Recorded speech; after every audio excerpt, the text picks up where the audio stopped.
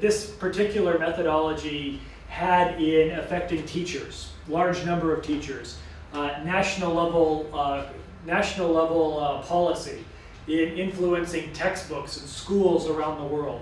So just sort of a quick overview of some of the most influential major TESOL methodologies that are out there. Again, if you find one or two of these that sound interesting, write it down, do some research. We'll give you some general background reading. Every introduction to TESOL book should have a section on this where they'll give you resources of other books to look for.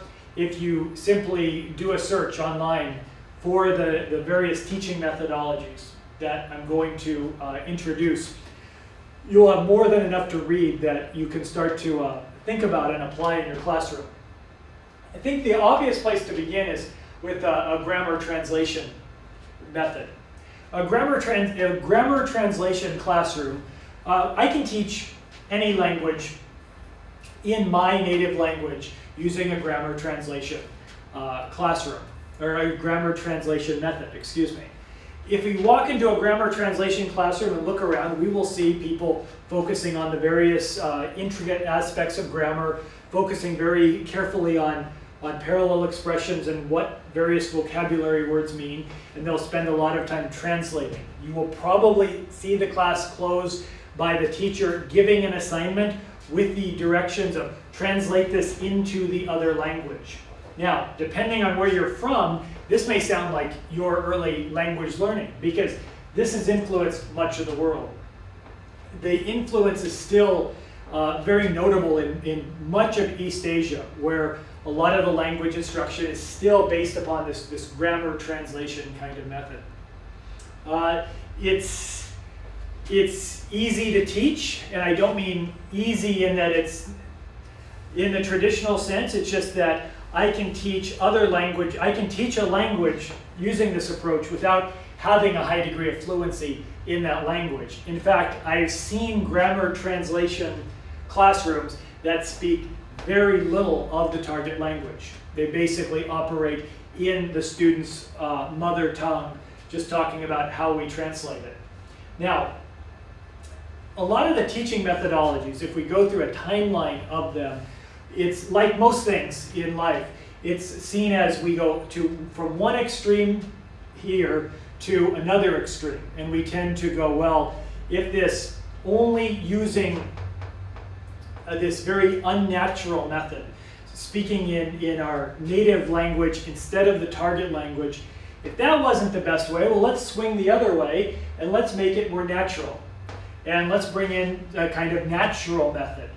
And a natural method went extremely the other way. And a natural method would reflect more on some beliefs that I actually was sharing with you earlier. On a natural method on the order that we learn things. A natural method will say that if we are going to learn a language, we need to function in that language in the classroom.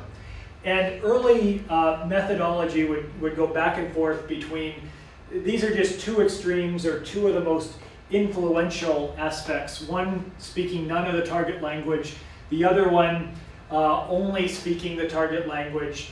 This is a vast generalization on my behalf, but know that at one point, most of the world that was actually teaching foreign languages was doing one of these things, one of these methods. A couple of things happened. One was World War II. Before World War II, actually the grammar translation method was still quite common, except World War II, we being everybody, had to interact with a lot of different people.